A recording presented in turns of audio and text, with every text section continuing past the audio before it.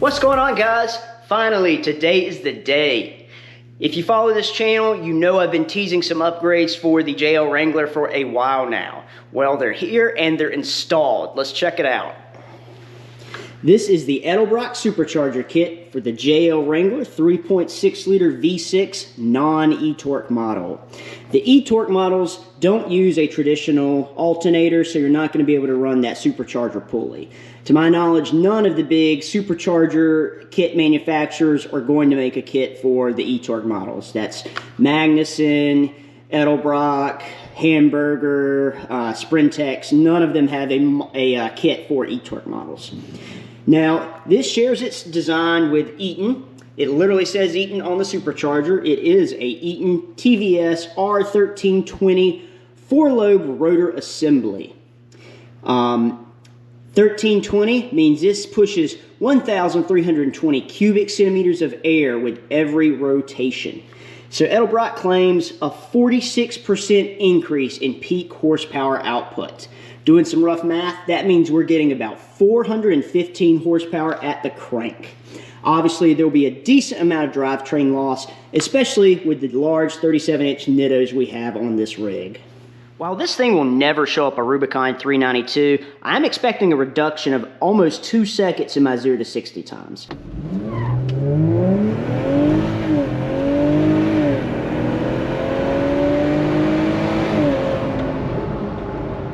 I haven't done any real testing. I'm saving that for my next draggy video, which will probably be up in a few days. Now, the biggest improvement with this kit is going to be in passing power.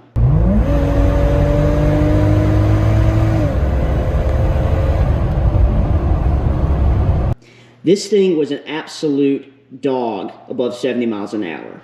They just felt like it was out of gas. Now I'm hitting the gear limited top speed without even breaking a sweat.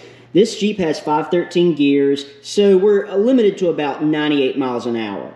Not that this Jeep has any business going that fast anyway. A minor disappointment with this kit is the lack of that signature supercharger whine.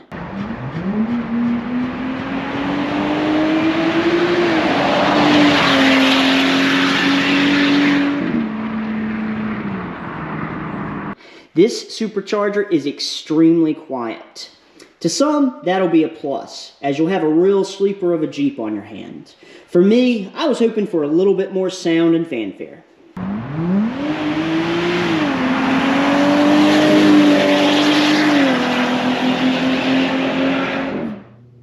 The Eaton TVS R1320 has an integrated bypass valve to help eliminate parasitic power loss at light throttle.